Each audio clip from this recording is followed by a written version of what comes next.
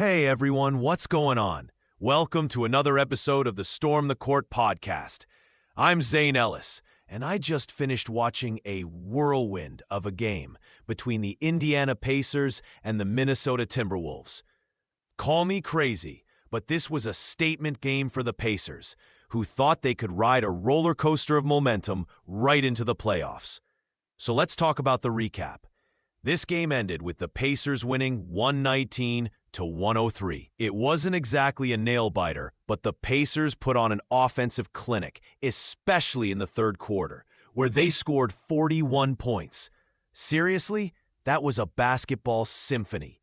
The Timberwolves, meanwhile, couldn't find their rhythm, and by the end of the game, their defense looked like they were still stuck in traffic on the way to the arena.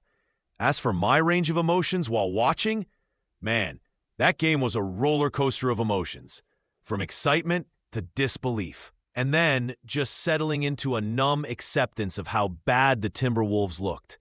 You could feel the Pacers feeding off their crowd, while the Timberwolves just appeared lost in the chaos.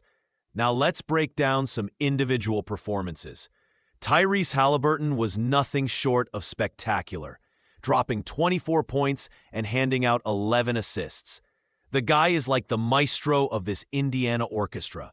Every time he touched the ball, something magical happened. Aaron Nesmith chimed in with 17 points at an absurd 77.8% from the floor.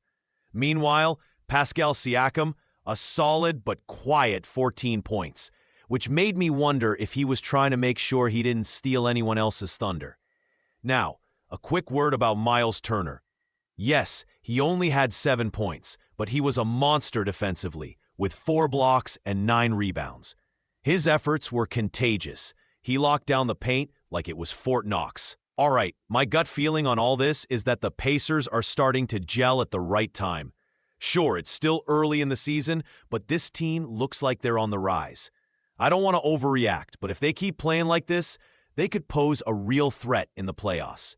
The Timberwolves? Oof. They look like a team that needs a serious wake-up call. With Anthony Edwards shooting a dismal 36.8%, you wonder if he's just going through the motions. The next big thing has to do better, especially if they plan to shake off the underperforming tag. In conclusion, yes, it was a decent game for NBA standards. And while the Pacers have found their momentum, the Timberwolves have some serious questions to answer. And fast. We'll be back soon with more hot takes, discussions, and analysis. Catch you next time.